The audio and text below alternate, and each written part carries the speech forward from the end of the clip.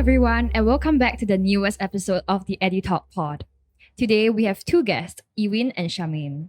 Yiwin is a banking and finance undergraduate at NTU, with internship experiences at places like Goldman Sachs and Bank of Singapore, while Charmaine has a bachelor's degree in communication and new media at NUS and has done numerous internships such as working as a design intern at TikTok. Let's dive into their respective journeys. So, can you guys talk a bit more about your field of study and what you guys are exactly doing in that field? Okay, so for me, it's a 3-year course, business course in NTU, and I used to do both accounting and business, so a double degree in NTU. But I've dropped accounting because I did take it up for a year, but after going through the syllabus, I didn't like it, and I felt more resonance with business. So I dropped accounting and then proceed on to doing business. So the reason why I took up both double degrees because the syllabus is about the same for the first year for accounting and business. It's just that accounting has one accounting mod and business has a couple of business mods. From there, since NTU is a 3-year course, I could afford the time to just discover a bit and explore my options first before I took on the accounting. And for business course, especially in NTU, since it's a 3-year course, we get to choose our electives, and we have the choice of specializing in I think 8 different streams. So banking and finance is one of them. Oh, nice. I think a couple of other different streams are like marketing, business, risk management, or international finance. And I think even actual science. So from there, I picked banking and finance because it's the most relatable to me, I guess. I didn't really I don't really come from a math background, so actual science wasn't for me. Yeah. And I didn't really like marketing as well. So I chose banking and finance from there, and then took electives that will help me in my Banking career. and finance. Correct. So what's banking and finance like? Because I'm 18, I don't actually know what's Oh, I see. Yeah. I see. So for banking and finance, it's essentially a course that helps you, prepare for a career in banking or in a finance field. So usually, more of knowledge based. In terms of knowledge, you'll get to build up on risk, financial modeling, and investments, the different securities. You learn more about what is FX, what is fixed income, what is equities. Yeah, my and you mom's learn, mentioned that before. yeah, and you learn how to maybe evaluate equities, if that's what your What your preference. preference is. Correct. Yeah, So okay. there's really a lot of different modules that you can take up depending on the interests, depending on your own interests. Yeah. Okay, I see. Thank you. No worries. For you guys, why do you guys choose the degree that you chose? Was there any reason, any inspiration behind it? Okay, I think for me, because I came from Polytechnic and previously I did international business in Poly. And why I wanted to pivot away from business, I think was because number one, I wanted to make full use of the 4K SEM school fees. I wanted to learn something different. And I was like, okay, I didn't want to learn entirely something different, but I was like, if I'm going to be paying so much already, then why not try something relevant but not so the same as business? So that's why I chose comms. And I think it wasn't oh my god, I knew I wanted to do comms in business, because at the start when I first entered business also in Poly, it was I didn't know what to do, that's why I chose business kind of thing. And I think a lot of people chose business because of this reason, because they felt like business can be a safety net. They felt like they could do a lot of things within business, and if they don't want to do, they'll just go to business. At least that was what a lot of my friends in Poly felt that. So that's why we all were in business. And because when we choose business, we were all out of O levels, and we were even younger, Yeah.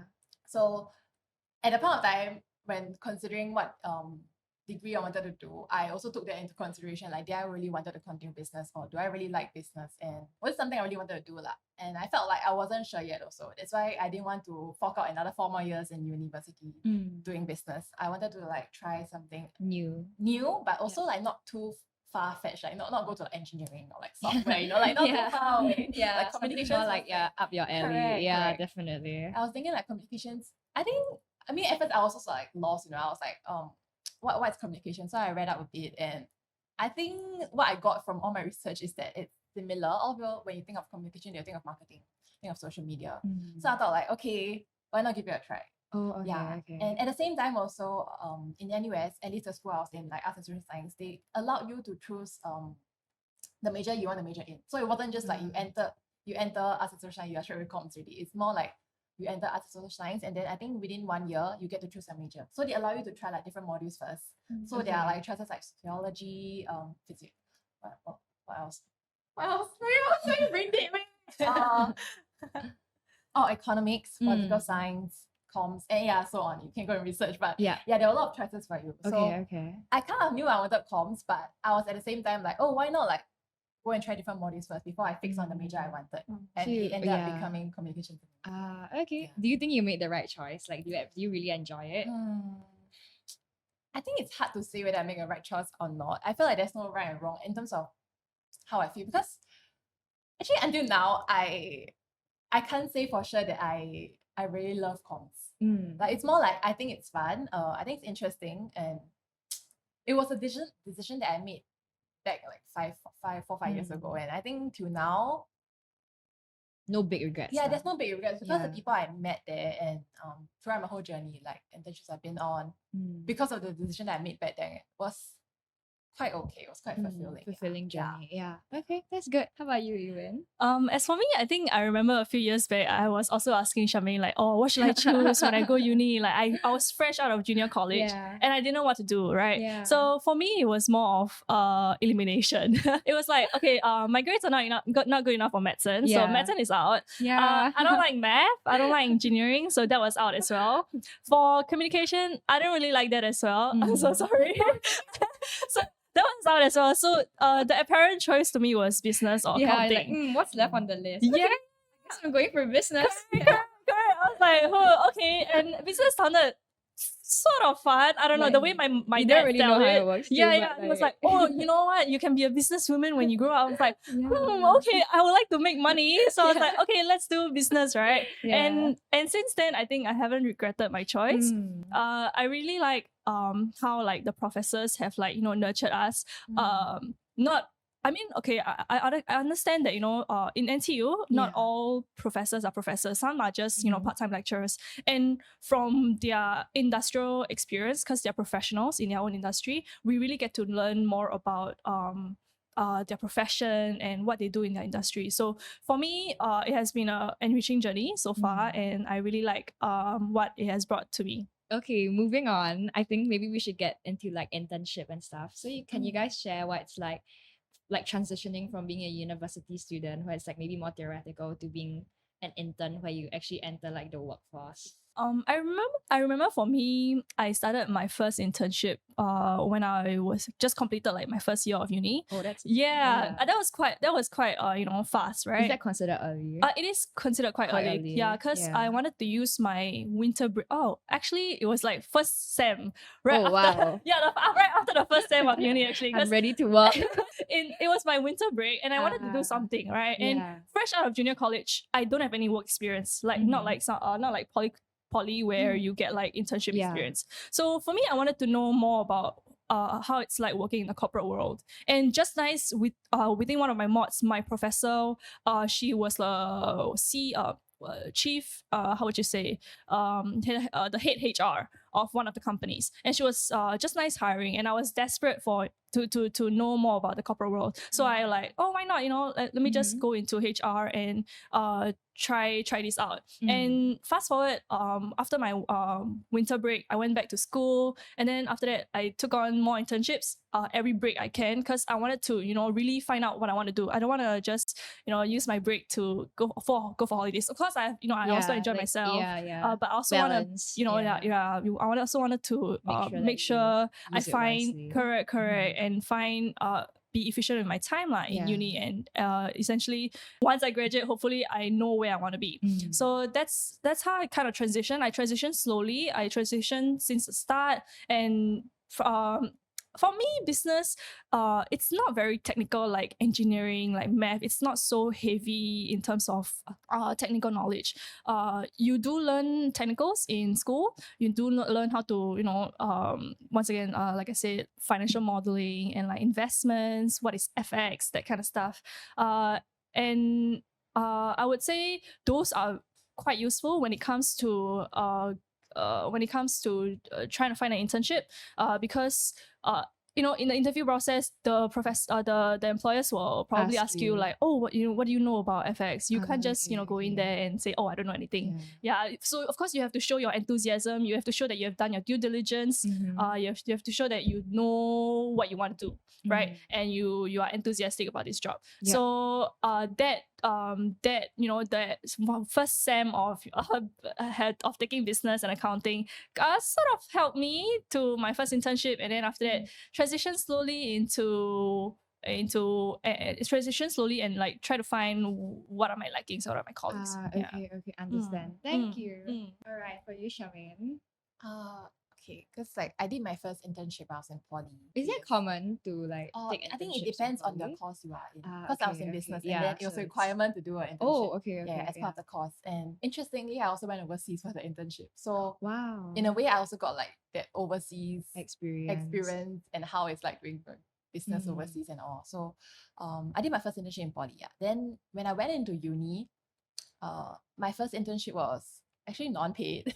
And it was in my first year also. When I took it on, I think it wasn't like, oh, I really want to experience. It was more like me and my friend just nice wanted to like do a role together. And then just nice we were recruited by the same company. And it was like how I found the internship was quite interesting. It was just because we were both interested in startup at that point of time. And then in NUS there was this thing called the NOC. I don't know if you've heard before. It's called like National Overseas College. And so basically it was an entrepreneurial program. And then there were a lot of like young founders they are also from NUS, and they were there. So they were like we were just like chit-chatting, and then we were like finding out about like opportunities. And that's how I got like my first internship role. But then that was non-paid. In hindsight, if I have to give advice, I'm sorry to all employers who are not paying your interns, but I think you should pay your interns. Okay, I see. Moving on. Then so in year 2, I did my first LA in my last semester. Okay, so year 2, the subsequent semester in year 2. I did it not because I really wanted the work experience. Like that was secondary. But my first reason why I wanted to do it was because I want to take a break for like mental health reasons. Because like I think in the semester before, I did like a coding module. So basically in FASS, I think in many other degrees in NUS, you can choose like minors. So I did a minor in interactive media development. So they allow you to take modules from like communication side as well as from computer science side. So that also means that you need to do like coding, because minor touch on like UI UX and also like game design, etc. So I did a coding module because it was a requirement to clear certain modules, and these certain modules include coding. So I took my first coding module ever. And then after I did it, I had the worst semester of my entire life. I remember it was quite bad for me as well. And the fact is that coding, there's only like right or wrong, right? There's no like in between, like at least when you're writing papers, there's still like the arbitrary side, like the gray side, right? But then in coding, you either get it or you don't get it. If you don't get it, the code just doesn't work. And the whole entire thing that you're making just doesn't work. So it was so hard. Like when I took it with a lot of like I was very open-minded. I was like, oh my god, I can't wait to learn. Like I don't aspire to be like the best coder on earth, I just wanted to get like the basic understanding and foundation. But I was so bad because like number one, I did super badly in the midterms, and then that also kind of like shook my self-esteem a little bit. Like at first, I'm not the kind that care a lot about grades, but that was the worst I ever did in my entire life of education. So that really, like brought me down a little bit. And then our final project was an individual thing. Then you do like some game. Oh my god, it was like so bad. I remember crying at NTU. Like it was so bad. Like because I went to my partner's like university to study at that time. And then I just went out. Like I was writing the code, and then for the longest time I tried to like debug it, but it just didn't work. And I was like, I had like 101 reasons and like thoughts on why it wouldn't work. And then I went to ask my prof, and then like I even emailed him. I even showed like enthusiasm that I really wanted to learn. I was like, prof, I really couldn't like Run the very code, help me. yeah. Yeah. So like long story short, it was that in the end my code just didn't work like, so I submitted a code that didn't really work. So there were like Oh. errors within the design that I did. Yeah. But I was like, I did my best. This is my best. But Yeah. anyway, thank God it was like a 2K module. So at the point of time, I could SU it. And SU means that you could like either Avoid it, is it? No, like a pass or fail. So it's a pass or fail. They don't really count to your GPA. GPA. Yeah. Oh, that's so cool. Yeah, but you cannot fail the module. If you fail the module, it'll be like a U. Okay. Then that's not very good. Just make sure you don't get you. Yeah, just make sure you pass the module. Then it Yeah. will just be a pass on your transcript. Yeah. So basically I SU'd it. And then I had such a hard time within the 13 weeks that I realized I think I should just take a break first and find out what I really want to do. Yeah. And like, or maybe like go out there and see what are the roles available and do they really do as much coding as what I just went through. Yeah. Like, is this really necessary? So I went out. It was very interesting because my first role I did, I looked for like more IT side one. But I told the whoever will interview me that I obviously do not have coding. I just put that I do not have coding background knowledge. Like I cannot code. But I don't mind like learning or like being in the IT environment where I see people working on this. And I just want to see like how is it like, you know? So I got a role. The role is a bit complicated, but in short, it's just more like project management. Yeah. So I was in the IT department, MedTech IT, doing project management. And from there, obviously I did not need to code. I just need to like oversee like the processes and all. Oh, so you you just oversee. What does that mean? The company had like several projects, right? And then I kind of work together with the manager, but then the agency is the one that is design, right? And then we also have coders from another side.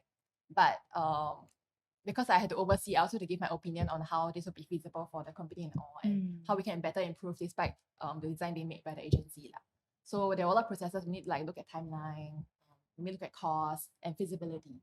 Like for example, design A and design B, but maybe design A will need like more time to implement and it's not feasible, at least in the phase one of this whole entire project. Because maybe like the timeline is a bit short and you want to like run out or chin out a design that it's quicker. So maybe design A is not very feasible, so you go for design B. Something like that. So that's more like project management. Yeah, then my mentor was very nice. He is a very like experienced figure in like the IT area. So he actually gave me a lot of pointers. Like his main advice was look for an area that you can be good at and not easily replaceable. Which I think all people know about this, but sometimes you don't really like get it until someone say it in your face, you know. Yeah, like you have to find I get like job security. Correct. So like for example, like now there are a lot of like surplus of like software engineers and a lot of people all want to do like, you know, coding, like computer science. But there's so many of you and I think it's a bit hard to also stand out. Yeah. So I guess you need to find an area that you can really, it's more niche. Yeah. And so that you can like stand out. Correct. Or maybe get like multiple skill sets, so you're not just like good at software, maybe you're good at some other things. Jack of all trades. Correct. Okay. I see. Can I ask you like how was it like just going into an internship? Because you know you study for so long and is the workforce very different? Like our expectations very different, like compared to just like studying, but I mean like your own boss, right? Just like do whenever you want to, then just pass an exam. Yeah. Do you guys like what are like the soft skills maybe necessary to like go on an internship, or like what should you expect when you go into internship? I think the main attitude you should have transiting from like uni as a student into an internship, I think to be open-minded. Yeah, I think you should not have any biasness first. Like just go in with open mind, like be willing to learn, despite any challenges or like hardship that is thrown to you. I think just be open and just know that it's an internship. You'll end eventually. So like whatever you go through, even though it may be very hard, I think the correct attitude is really just be open to try. Yeah. And that's how I went with to all the different internships that I did also. Like a lot of times I think there's a lot of like imposter syndrome. A lot of times I feel like, oh, I'm not good enough, or like why am I even hired for this role? There's so many people out there, and why am I like the chosen one? Yeah, correct. How I overcome all this is I just told myself like I'm just gonna do my best. I feel like they hired me for whatever reason, and I should be confident in your own abilities. Yeah, correct. And skills. And just do my best and just be open. I think I'll be fine. Yeah, I mean, finishing all these internships, I was fine lah. It was just within like you feel have like a lot of anxiety or like a lot of like self-doubt, but eventually it was fine. Yeah. And I feel like as compared to business, right, the fields that I went in, they don't really require like a lot of like prior knowledge. Okay, except skills that maybe really require like a bit of portfolio, for example, UI UX.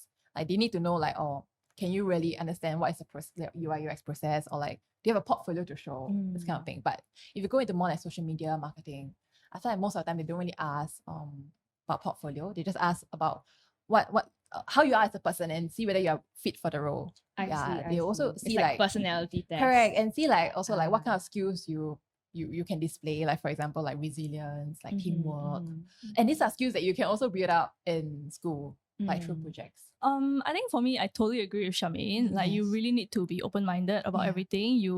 Cause like even in business, it may seem like, oh, you just go into banking, then you know there's just one role, but actually there's like a lot of different roles out there within banking itself. So while you may think that you are more suited for this role, you may actually be also excel in another role, and you may actually like another role better than this.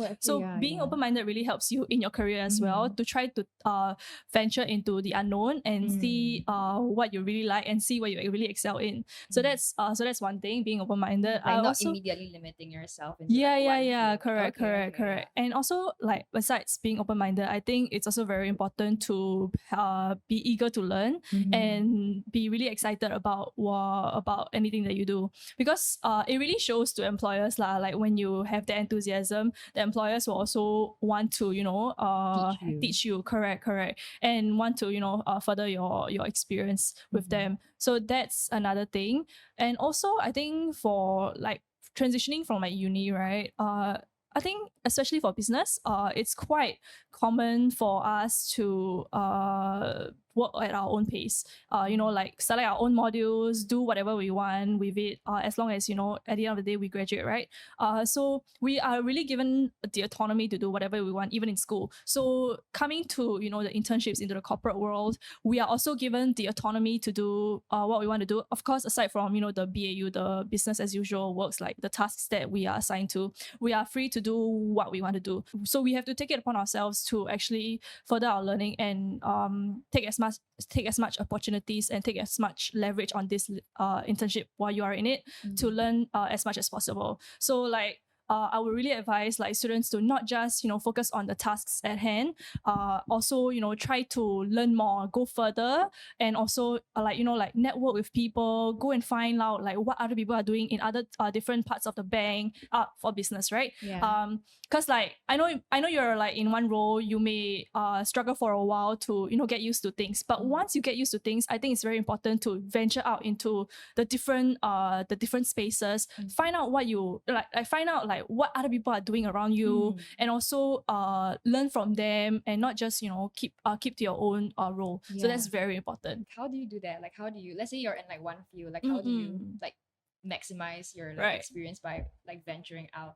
So I learned it the hard way lah. So for my very first banking internship in Bank of Singapore, I was quite siloed. I was like, okay, I need to do this well, because like it was my first internship, right? So I didn't want to screw it up. I want to do it the best way as possible. So I was just very focused on doing my tasks well, doing it, performing it well for my boss, which I excelled at. But I regretted not finding out more about other businesses. And I only realized I hadn't been, communicating with other people around me like 2 weeks before my internship ended. So I told my boss, I was like, boss, I want to, find out more about different people, like, cause I'm already in this bank, so why not use the make the best out of it, right? Make the most out of it, right? So then within that 2 weeks, I rushed to like find different people from like different department heads, different like from across the floors as well, to try to find out what are they doing, and see if I'm interested in that kind of field.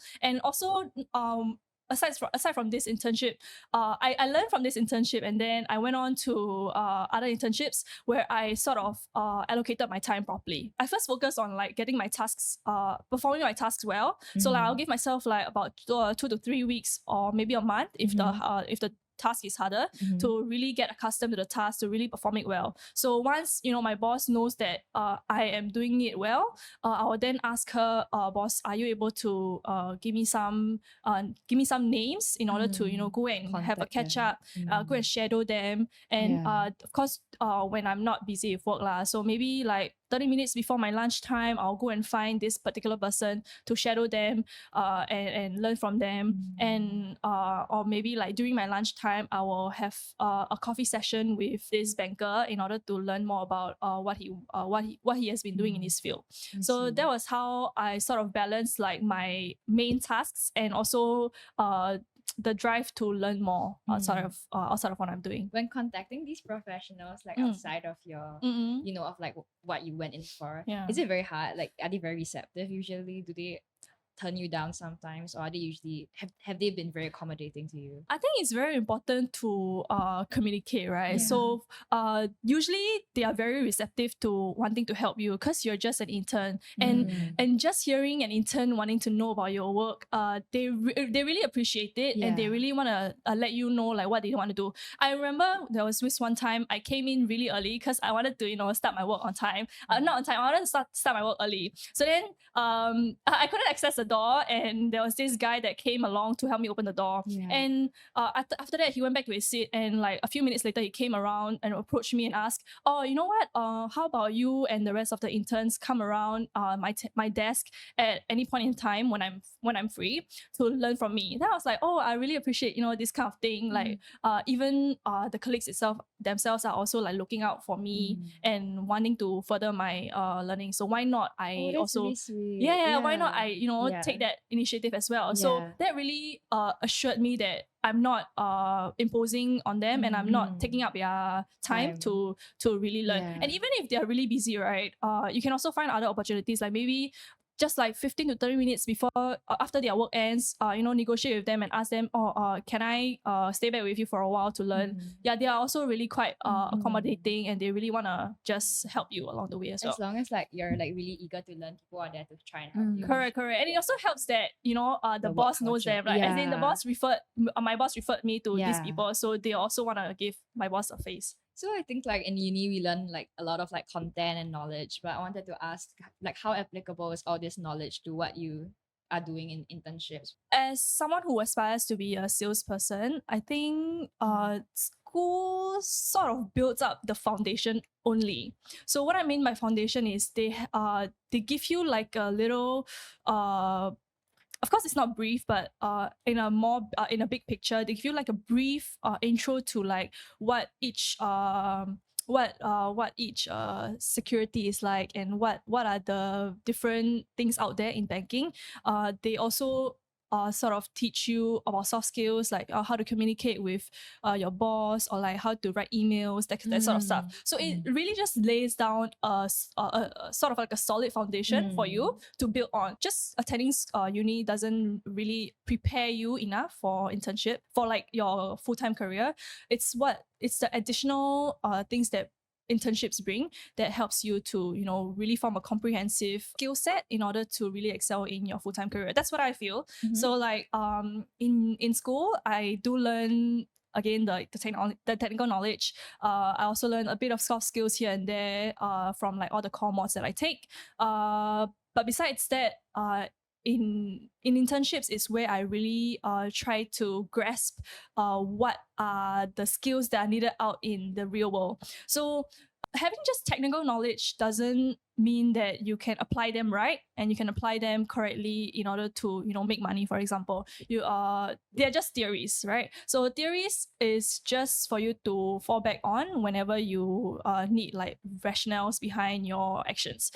It's the real life applications, real life experiences that actually helps you to excel in your career and essentially helps you get further in life. Was it a very steep learning curve then? I just took it one at a time, right? So back then I didn't really felt like I was crushed into bones, or like I was struggling so hard that I want to give up, not that sort of stuff. But of course I had my moments like cry here, cry there, and I was like, oh shit, this is so tough. But at the end of the day, I always zoom out and like look at the big picture. View. And I always say to myself like, oh, this is not gonna last. This is what will make me stronger and make me equipped in order to if I get through this, I will really become a better person in terms of skills and in terms of, impressing my boss. Like taking things one thing at a time. Correct. Yeah. School doesn't teach you real life experience. You must only be like thrown out into the unknown in order to really learn. Like school really only teach you like theories, concepts, but all these are not really applicable in the real world. If you think about like when are you gonna bring out like maybe like social network theory? Like you want to bring out this is a strong tie, this is a big tie. You want to bring out this kind of stuff out of nowhere, right? So I think school is useful, like what Yiwin said, right? Like it really lays the foundation for you, like how you should speak formally, write emails, how you should maybe like craft out a report. But they don't teach you like a lot of things that a specific role in the workforce would need. And that really requires you to be on all these internships and you really see what is going on. You know what skills is needed.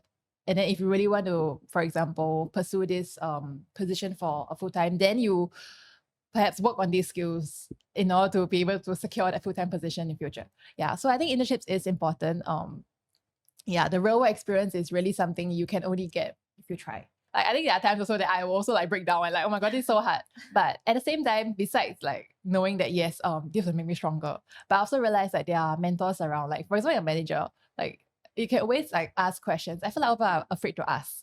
And they would just want to like handle this all by themselves. But I feel like it's better to ask rather than you make a serious mistake. Yeah. So like if you are afraid to ask your manager, you could also ask like maybe your peers or like your colleagues in the same team. Like you don't have to ask for a solution, but you could ask for like maybe like pointers. Guides. Correct. I think like asking and communicating. Help. And I feel like a lot of times they give you a lot of like advice that you never expect. And then you also learn from all this advice that they give you. And then from there, you can also like form like a relationship with them. Like through lunch, you can have like chit chats and then you can learn more about them. So I feel like a lot of times you just need to be a bit more open and ask. So hearing all your responses, Charmaine, I got kind of curious, like, what is a ideal candidate in your field? Because I don't know whether like it differs from mine or like it's similar to mine. I feel like ideal candidate, the term is very fixated. Like you have to be like that in order to get an internship. But more of so, I feel like one should be, like I mentioned earlier, open, be willing to learn. Because like, at least when I did my internships, they were all not the same role. So I wanted to try different roles. I wanted to experience as much as I could within my field of study. So when I went to all these internships, they were all actually at different roles. So they kind of require like different knowledge and skills as well. Some require like technical skills, some require like a basic understanding of the software that you might need to use, or some just requires you to be a bit more like open-minded or willing to learn, or be able to during the role actually go and take on this like for example a course to like kind of upskill yourself to be a bit more equipped for the role. I think in all, if you see the trend, I think really you just have to be open and willing to learn and also demonstrate this during your interview. Yeah. How did you guys like prepare for like the interview? Okay, for me, I can't just go there and try to show that I'm the best, because I think this phrase goes along well. If you fail to plan, you plan to fail. So that's true. So for me, whenever I'm like trying to prepare for an interview, I will first go and do my due diligence. So I'll find out about the company's background. I'll find out, if possible, if they give me like their interviewer's name, I'll go and try to find out like what the interviewers have done so far and like what is their backgrounds, and also maybe find out the job scope, like, or really read the job description and see what I know about it, and of course derive a couple of questions. So I'll come back to the questions part. So this due diligence is very important because it shows to the employers that you are first of all very excited to take on this role, and you are very interested in this role because they have a lot of candidates that they interview, right? So what will set you apart from other candidates is showing that you are really very interested to take on this role and be chosen for this role, and show that you're the ideal candidate for this role. And second of all, I think when preparing for an interview, of course the normal stuff like have appropriate attire, all that also comes in hand, especially when you even when you do like video interviews, proper lighting, all that. And also schools will also teach you, especially in uni, they will teach you, there'll be at least in business, there's like a module where they'll teach you how to conduct proper video interviews or like proper physical interviews. Yeah, that's what business. Is there such a thing? Wow. No, but they will tell you like, etiquettes, like really Body modest. They tell you like, oh, if you're language, going for internship, like be prepared. Don't come in like t-shirt or like don't come in slippers. It's like a face-to-face interview. Yeah. Basic etiquette. But Yeah. video interview, no. Oh, okay. Yeah lah. So other than doing due diligence, I think it's also important to anticipate the kind of questions that they want to ask. Like there are a few like model questions that they always go for, especially in business. They'll be like, oh, why do you choose why do you choose Goldman Sachs? Why do you choose Bank of Singapore to intern in? These are the places you interned in, right? Yes, correct. Yeah, and some of them I also got that question, and this is talking from like real life experience. They also ask like, oh, why do you choose this role? Why not another role? Or like, why do you choose sales and trading? Why don't you want to do trading? Sorry, why do you choose sales? Why don't you want to do trading? That sort of stuff. So anticipating those model questions also comes in hand. And there's like this, at least for business, there's like 3 different segments that you can prepare, 3 different segments of questions that you can prepare for. Strength based, like, oh, what are your strengths? What are your weaknesses? They still do ask these kind of questions just to know you better. Of course, also like your fit questions, why this bank, that kind of stuff. That's the fit question. And also like, of course, if you're going for a more technical role, they'll ask you a couple of technical questions. And I think the most important thing in answering these questions is to answer with honesty, because Sincerity. Correct. The interviewers can really sense whether or not you are smoking. If they really pay attention to your response, so they will sense whether or not you are sincerely and truthfully telling lah. So whenever you, especially for like technical questions, if you really don't know how to answer a technical question, my advice is to don't smoke your way. Of course, if you really know how to, if you kind of know the concepts, you may be able to smoke a bit, but honesty is the best policy, right? So you can always say, sometimes this is also my go-to line, like, I may not know how to answer this question, I may not have the full grasp of this knowledge to answer this question, but this is what and I hope to learn this in this internship. So this is the purpose of me trying to get this role, because I want to know more about this role, and I'm a very hungry person. I will find all opportunities, I'll be proactive, I'll take initiatives in order to learn this. So that's the technical question. That's the method to answering technical questions that you may not be familiar with or you may not know how to answer. So of course, first is to do due diligence. Second of all is to anticipate questions. And third of all is to always be prepared with a couple of questions to ask the interviewers. Because I'm pretty sure at almost all interviews, they'll ask, oh, do you have any questions for me? So, and also that's the technique that my school has taught me lah. Like when they ask you these kind of questions, you don't just say, oh no, thank you. It shows that you are not really interested in the role. The interviewers will be like, huh? So you're not curious enough to know what this role entails? Because as a student, they will confirm plus chop know that you don't know this role very well. So having a couple of questions, 2 to 3 questions, really good questions, will set you apart as well, and show to the interviewers that you have really done your due diligence. You really want to know this role better, and you really want to have the motivation, have the interest in being the ideal candidate for this role. How do you believe that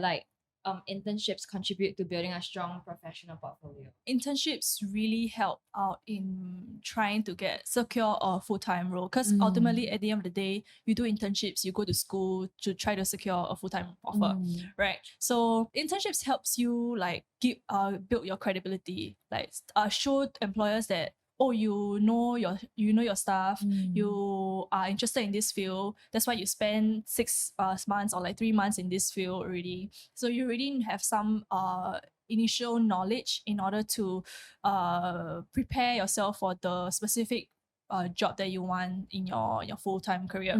So how internships prepare us for our professional portfolio, I would say it mainly prepares us in terms of building the right skills, right skill set. Like for example, of course, the most basic thing is how to reply to emails. Because actually it's quite important, because in my PNP internship as a sales intern back then, I didn't go through this email module in school, so I was just using my own feel to try to type out like formal emails to the stakeholders, like my sales, my traders, or like my our relationship managers. And sometimes because it's written, right, so people can't tell the tone of your they may miscommunicate and they may misunderstand. So back then, fresh into the internship, I did cause some miscommunication. I did cause some tension in between like my colleagues, because they thought I was very demanding, or like I was very rude to them. But actually I was just phrasing it in a very phrasing it in my own ways to ask, without try to ask like intending questions. for that. Correct. Okay, And like, okay. and I learned the importance of just using a few words like, oh, please kindly help me do this. Yes. It's very important. Yes. So you don't just Okay. say, please help me do this. It may seem like demanding. So like in the corporate world, you have to learn some jargons like, oh, please kindly help me do this, or like those kind of phrasing in order to make sure that there's no miscommunication through emails or like through the chat channels. So that's like the basic knowledge and skills that you learn. And also, of course, once you have secured an internship where you want to be doing that in your full time, then you will learn what it will essentially prepare you for the full-time role lah, because you will learn a bit about what you do as a full-time associate, full-time analyst. You'll learn the technical knowledge, you'll learn how to apply the technical knowledge, you'll learn how to use that technical knowledge to to talk to clients. Of course, as an intern, you don't have the certificates in order to liaise with clients, but you can sit into their meetings and see how your colleagues interact with interact with the clients, and there you will be able to sort of takai know how to communicate and also how to understand the client's needs in order to come up with tailored solutions for the client. So essentially make the client happy and also generate revenue for the client, for the company. So yeah, so that's the technical part, and also that's the soft skills part. And then this raises the question, right? So then how many internships must I do in order to prepare myself for the full-time role? I would say, I think we've spoken before, there's no magic number. You can do as many as you want in order to feel prepared, because at the end of the day, I think it boils down to how prepared you are for the full-time role. So you can do 2 very good internships and then say, okay, I am ready, I know what I want to do, and I am ready to step into the real world. Or you can do 5 to 7 and keep exploring the different routes, the different industries that are out there, and then finally settle down on a specific industry to venture into. So there's no magic number. It really depends on your learning curve and your desires and your goals that you have set for yourself. I think lastly, it also will help if that at least for banking, realistically speaking, if you want to have a full-time role in a high-paying job, for example, sales, trading, that kind of stuff, it will be helpful to secure an internship in, like, say, a bulge bracket bank, or like a semi-bulge bracket bank, because this Wait, will... what is that? What's that? Like, what sorry, are the also bulge don't know. bracket banks? Okay. So bulge bracket bank is just a very large investment bank that caters to like institutional clients with and has a large AUM. Yeah. Can so you name bulge drop bracket- some? Yeah, so they are like JP Morgan, Goldman Sachs, Bank of America, those kind of banks, right? Bank. So those are considered bulge bracket. Yeah. And once you get into them, it will make you visible to other recruiters also, because these recruiters essentially look out for like these big names. And of course, the role that you were interning in them also matters lah, but these big names also kind of make you stand out amongst all the candidates. I Correct. see. So so you just have to make sure, at least if you want to do like sales, trading in a bank, try to secure this kind of roles in this kind of banks, which will give you a higher chance of getting accepted as a full-time full-time analyst. And Yeah. also because I say this because especially for like summer internships with these banks, there's a conversion component. So what this does is that within those 3 months, they will assess you. They'll give you like projects to handle. They will assess you on a weekly basis. They'll catch up with you. They'll find out what you want, and then see if your performance and your goals align with theirs. Right. So once they identify you as a very good person, a positive attitude, and has all the skills and has all the attitudes necessary and suitable for the culture and and you're the right fit for the job, they will offer you a full-time offer. So that's the conversion component. So from that, from there you will already be able to secure a full-time offer from there. So it's a transition from an internship to a full-time offer, and those are usually offered in like bulge bracket banks, and of course everyone wants the best, right? So usually everyone will want to go for like bulge bracket internships to try to secure a full-time offer. And the reason why I brought up this is because internships not only help you build skills, also there's also a tangible benefit that goes out that comes out of doing internships, which is the ultimate goal of having a full-time job. I Yeah. see. Okay. Is it very competitive, like the job scene in Singapore? At least in the finance and banking industry, is very competitive, I would say, because like I even thought to myself, right, when I first landed my first role in like a banking internship, I told myself I should have started finding this internship sooner, or like I should have started like when I was waiting for my uni, because graduating from JC to like uni there's like a 8 months, right, 8 months time period where you can intern. So I wished I had like done an internship in banking, but then again, you wouldn't know. You don't even know right? what you want. Exactly. Yeah. And the reason why I say it's competitive is because just to show you how competitive it is, banks usually open up their application for summer in July. So it differs like from bank to bank, but usually in July, August, they start opening up their application for the next year's May program. So that's like almost a year prior to you actually going for the internship. So the reason is because there's like a strenuous process in order to get the internship. So the interview process is as such, right? So first of all, you type in your particulars, everything, you apply for the interview. For the interview process, once you apply for the interview, they will send, if you are eligible, like the main criteria for like summer internships is that you have to be a penultimate year, and you must be doing a relevant degree lah. I mean, even like engineering, or they can also apply. They might also be accepted if they see that you may be a good fit. Yeah. So once you apply, you will go through this long interview process where first of all, they will send you like assessments to do. So like online assessments where you do like numerical tests, reasoning, fit tests. So that's the first stage. So after you pass that first stage, then you go on to say a video interview. So this video interview is where there will be some AI involved in order for them to ask you like maybe 5 to 8 questions, and then you answer, and it's recorded. So I believe the banks say the AI doesn't really the AI is not the one that judge. Some of the colleagues themselves also look at the videos.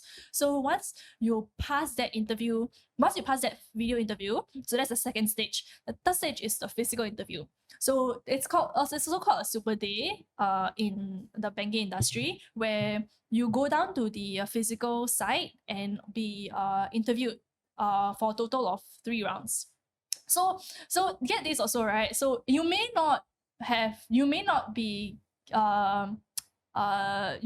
attended 3 rounds of interviews within the physical day, and that's, for some banks, that's because you didn't pass the interviews, the physical interview stage. So for me, when I was doing my Goldman Sachs interview super day, it was like round 1, round 2, round 3. I think what my seniors told me was that that you have to proceed to all 3 rounds in order for you to stand a chance to be considered to be considered an internship in Goldman Sachs. So that's the final stage of physical interviews. So it's online assessments, video interview, and then the super day interview. So since it's a very long process, they have to start early, and there's a lot of candidates that it's very competitive. There's a lot of candidates that want to go for this prestigious internships. So then they have to start early, and it's on a rolling basis. So what rolling basis means is that they will start screening the resumes once the resumes hit their inbox. So they don't wait for like the deadline. For example, let's say they set a deadline of 3 months. So from July all the way to July, August, September. So like October, even though they say like deadline is October, they start screening, say maybe like once they have enough resumes to screen through. So that also shows how competitive it is, because sometimes even before they hit the deadline, they might have already Rejected you or accepted you. Correct. They might have already accepted you, they might have already rejected you. And wow, they really pick the cream of the crop. Yeah, they do. Wow. I mean, as banks, you're the employers, right? Yeah. You will want the best. The best of the best, you want right? I won't fault the banks for it. Yeah. It's just a competitive playing field, and you really have to stand out. Yeah, you really have to stand out. And the way to stand out again is, always having the right attitude and always trying to go for internships. Sincerity and eagerness. Yeah. Correct. Yeah. I feel I'm very different, because at least for communications, because there isn't like a specialized in anything when you're in communications, right? It's just a major, so it's very generic. Like you can do a lot of things. Of course, not a technical side one, but you can do so many different roles that it's very difficult unless you really know what you really want to do. Yeah. So for example, like you really want to do like journalism, you really want to do PR, you really want to do social media or UI UX, but I'm on the opposite end. I do not know what I want to do. So all my internships were just a way for me to like explore what's out there and like how the roles actually are in the workforce. Because like you hear about like social media management, you hear about marketing, you hear about PR, you hear about all this, but you don't really know what you really do there. Like the school can only prep you so much, right? Like you can prep you like theories and all, but how are you going to apply the theories into the workforce? You also wouldn't know unless you try. So all these internships that I went for was more for me to like just really understand the role better and then again eliminate what I don't want to do in future. Yeah. I see. So regarding magic number, I feel like there isn't. It's more like I feel like the number should be determined on whether are you sure you want to do this for your full-time role or you still want to explore further. Yeah. So I just took the chance. Yeah, correct. I just took a chance to like within my school, my field of study, I just as much as I could, I went to try on the roles that I thought was interesting, and then from there I just think like whether I really want to do this for a full-time role or is this something I really don't want to do. Do you guys think it's like a good idea to take a semester, like a whole semester break to do an internship? I think there's no harm. Okay, my point of view is more like if I'm going to continue working for the rest of my life, that's like 80 more years or like 70 more years or maybe 60 if I don't live so long, but that's a lot of years. Yeah, so like do I really, I feel like, okay, some people might be like, oh, I want to enjoy school more, so I should take a term break and then maybe like play. But then for my point of view was I took a sem break to try out the different roles out there, and at the same time also take a break from school, because I felt like, because for comms, I mentioned earlier that you could choose the mods you want, right? So I wanted to use this break to also see, should I be continuing this path of choosing similar modules, or should I like maybe pivot a bit and try like different modules? Yeah, and so for me, I took like we call it LOA, leave of absence. I took 2 LOAs in 2 different years, so they add up to like 1 year. And so in the end, I have like 5 years of university, and that's very long.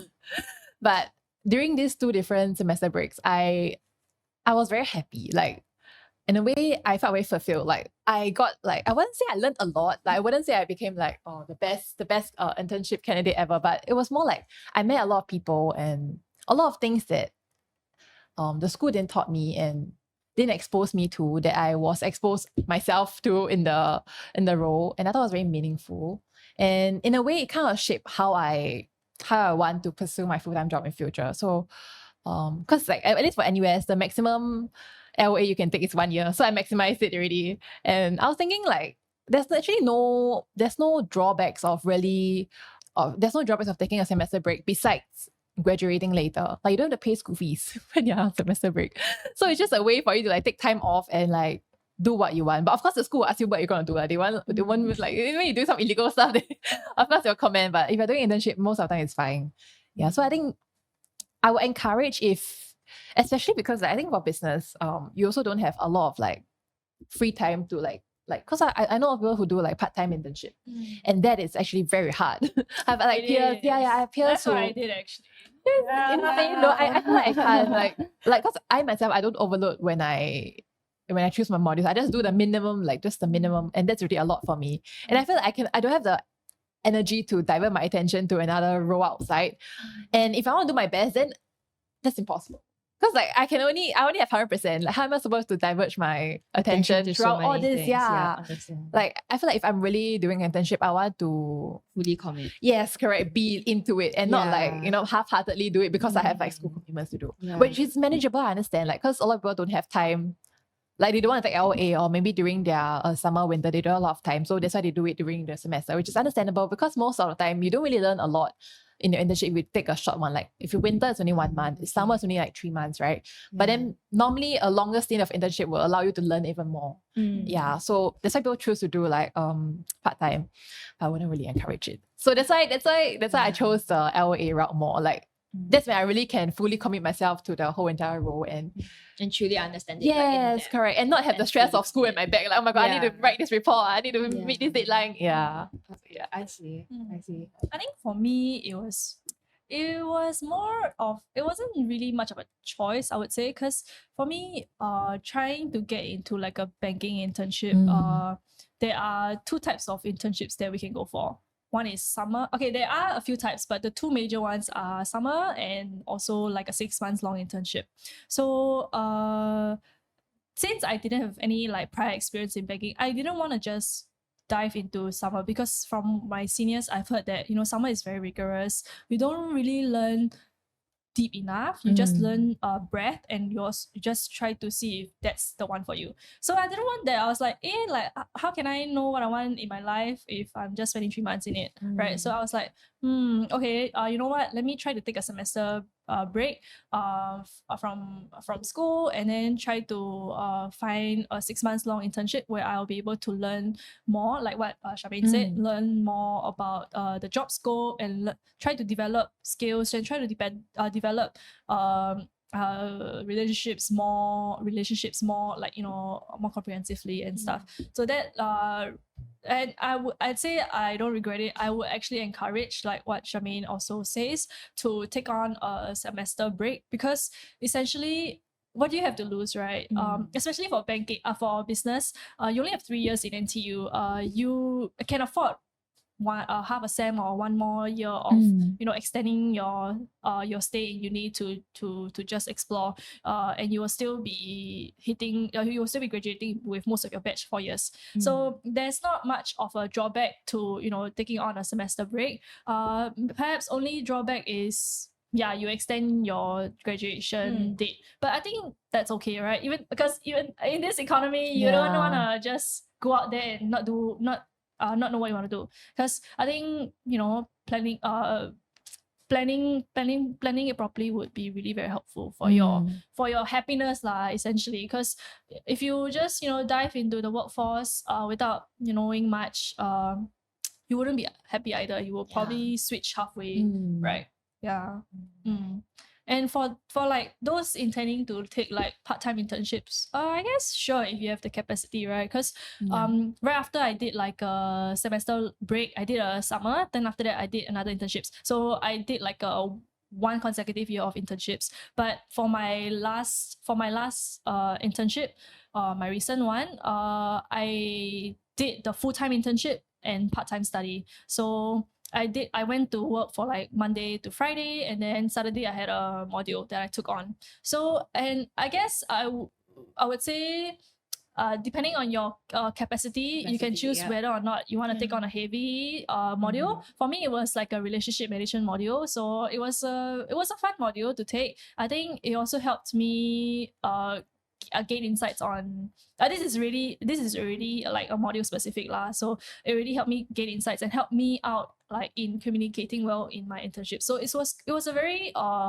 complementary nature for my work in work study. But I didn't take a work study program. So there's another term called work study program for especially for banking. I'm not sure whether Yes, similar. concept. Okay. Similar. So for work study program is where you take on an internship for like perhaps 8 months or so, if I'm not wrong, from August all the way. Different. Different. Okay, so for a certain period of time, and you are accredited for like 8 AUs. So in NTU it's called AUs.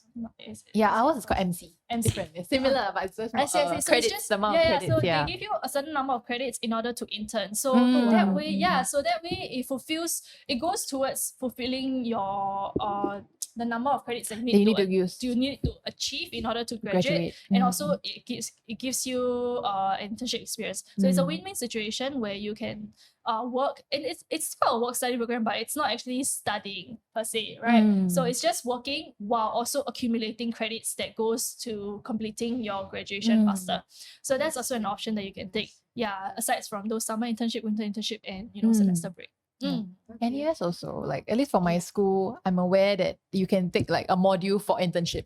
So this module, for example, like 8 credits, it's just internship. So you can take like other modules in school as well. Then within the internship, I think you have to also negotiate with your employer that if I need to do school, is it okay that I work this amount of days? But maybe the workload you need to adjust depending. Yeah. But so school also allow you to do internship while clearing your modules and clearing your credits. Could you share some insights on how students can secure internships? In order to secure internships, you have to first cast your net wide.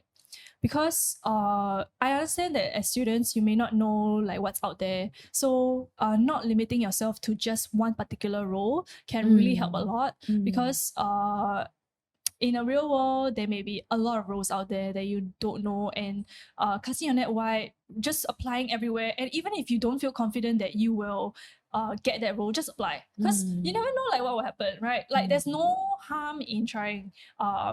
You won't get scolded by the employer, or the most you will ever get is a rejection. And so what if it's a rejection? Reject is fine. At least you try to get the role, and not trying is you are already maximize. Maximize. Correct. You might as well maximize the opportunities out there. So first cast your net wide. If you feel like you are not up to the job description that they have given, it's okay, just apply, because sometimes you might just say the right thing during the interview that the interviewers like about, and you might actually get that role. Yeah, so that's one thing. And I think I can bring out one particular instance where that happened during my Goldman Sachs interview.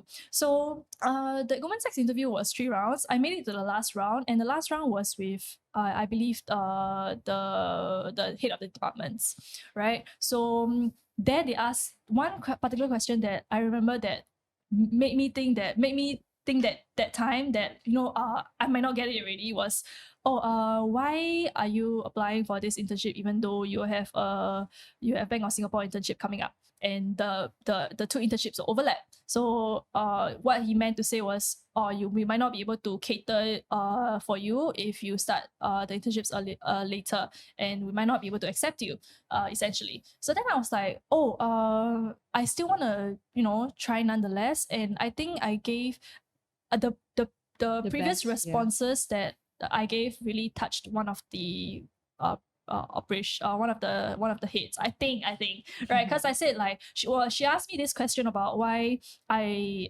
decided to drop accounting, and I think the answer I gave to her was quite systematic and quite well thought out. And I actually surprised myself actually in giving that response. I was like, I didn't know I went through all this thought process, and only when I said it out loud that I really went through this thought process to come to a decision of what I wanted in this internship.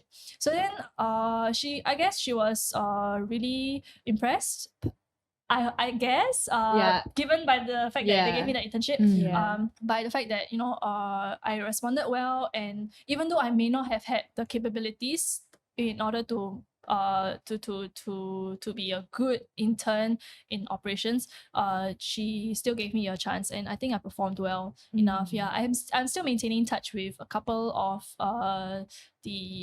my colleagues there, because I think because sweet. I think it's also important. Side note, it's also important to always keep in touch with your old colleagues, because you never know what opportunities and connections they may have. And of course, just maintaining the friendships that you have. Like networking is always good. Correct. You never lose, yeah. Correct. And okay, sorry, I sidetracked a bit. But yes, casting your net wide, and also planning, because like I said earlier on, the interview process is very strenuous and very long. So there's like a 1 month, 1 year, almost 1 year period before you actually do the internship. So you must actually plan out when you want to do and how long you want to do. Because I think the very first few internships that I went to, I was very stressed out because I didn't prepare well. I was like, I prepared. I told myself, oh, I want an internship. Then I went on to like websites, and then all the applications had closed already. I was like, how come like it's a few months before the internship even like it has even supposed to begin. Like, how come they have already closed it? And I was like, oh shoot, I have missed the deadlines already. So always, plan ahead and make sure if you want to do something, you have to, take note and consider the timeline that they have put on. And of course, lastly, is to prepare well for interviews, because interviews are the opportunities that to impress your interviewers. Really Correct. Yeah. And then give yourself a chance to stand out and be picked as the star candidate for the internship. Yeah, that's my advice. What about you? I have a question. Yeah. How do you like keep in touch with your colleagues? How do I keep in touch? So I think for me, I really enjoyed all the internships that I've done so far.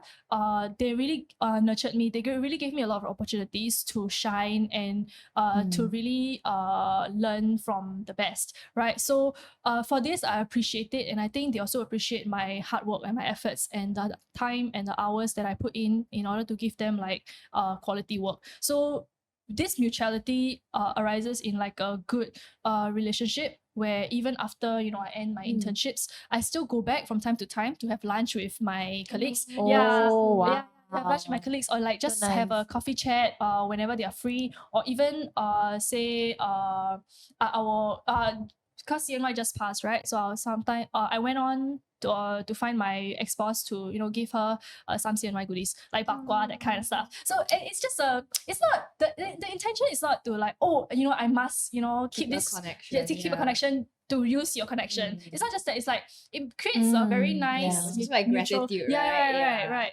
Very nice, pleasant relationship where I wanna give you this because you have done so much for me, and I wanna return your kindness however much I can, and I wanna keep up this friendship. so nice, Yeah, correct. That's how I have maintained so far.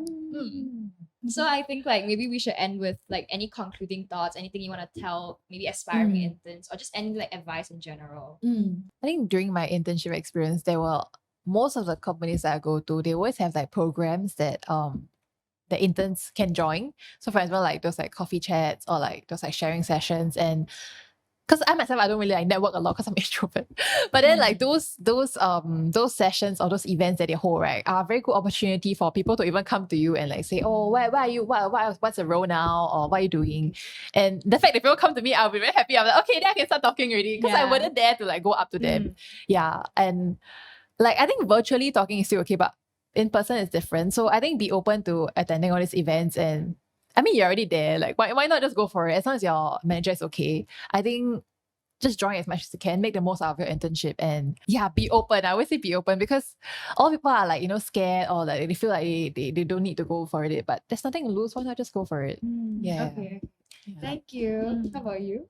I think for me, the final words I would like to say is just to go at your own pace. Because I understand that as starting out as a student, coming from JC or maybe even poly, you may have very little internship experience to outshine your candidates, for example. So always, don't be stressed out about, trying to find the right internships and trying to like I said, I find the right internships for you, because at the end of the day, I feel like it will all work out as long as you have the right attitude in life. Because I didn't know what I want to do when I was in year one. I went to a HR internship, and after that I went on to do an accounting internship, and then that progressed me on to a finance internship. So for me, I would say every internship that I've gone to have given me takeaway, have given me a few lessons to learn from, and then I've used the previous internship to actually make myself stand out and show them that, or show them my thought process within that previous internship to get the next internship.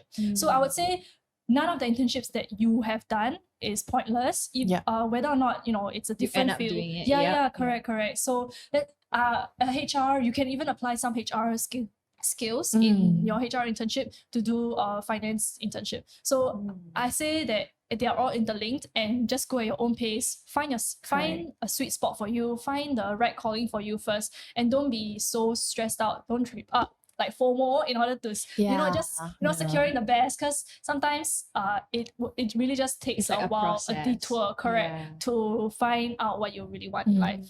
I also feel like there's no best internship out there. Like I feel like people now is like, they feel like, oh, I go uni, I must do internship. Like everyone's doing it, I must do it too. But I know of people who don't do internships, and they just find a job after university, and that's okay also. Like I feel like you don't have, I feel like to compare. I feel like in university is very competitive because everyone is just doing so well, and you feel like you have to be like that in order to like fit in. And I feel like I would like to debunk that. I would just feel like it's very subjective. Like you should just do what you want, and as long as you feel like this is the right choice for you, right path for you, then just go ahead. And there's no like perfect, like the best internship out there. I mean, obviously there's the big four, but within the big four, you think about it, there are also a lot of like things that they're going through, like OT, long hours, a lot of like different things that people don't really say out, but they just glamorize these roles because they are like the best company out there, like Google, TikTok, all this. But and I feel like there's no best role and best company. It's just whether the role is really a good fit for you, and whether you really enjoy what you're doing. I feel like that's more important than of course pay is important, but at least I think depending on who you are, I feel like that knowing yourself and knowing what correct. you want. Like pay can be secondary, but I feel like you should at least enjoy what you're doing. As the primary goal before you consider pay, because you're gonna do that for a long time. Then you wouldn't really want to like sacrifice. Like, I mean, okay, I understand people who are in like investment, they earn a lot, but then you don't have the time to spend it. You're not happy, then what's the point? Like if you really die the next day with so much money, then isn't it a waste? And I think no matter how much we say it, like, oh, prioritize your happiness and stuff, or like prioritize what you want to do first and don't be FOMO. I think some of the people really have to go through it in order to grasp that concept. Because I also hear my seniors say, oh, you know what, you just go at your own pace, don't be stressed out, do this, do that. But seeing your friends getting all those good internships, you also feel for more. Like it's just human nature. So it's okay. Perhaps you need to go through it in order to know that not everything is about prestige and all that glitters. Correct. That was my English. We had an English like compo on that. Oh, I see. Right, like in like secondary school or something. I'm pretty sure that was like my English like discuss. True or not? Oh my god. Correct. Okay. Yeah. Thank you guys. I think that was a very insightful episode. Thank you. Thank you. Thank you. We have come to the end of the podcast. Yay.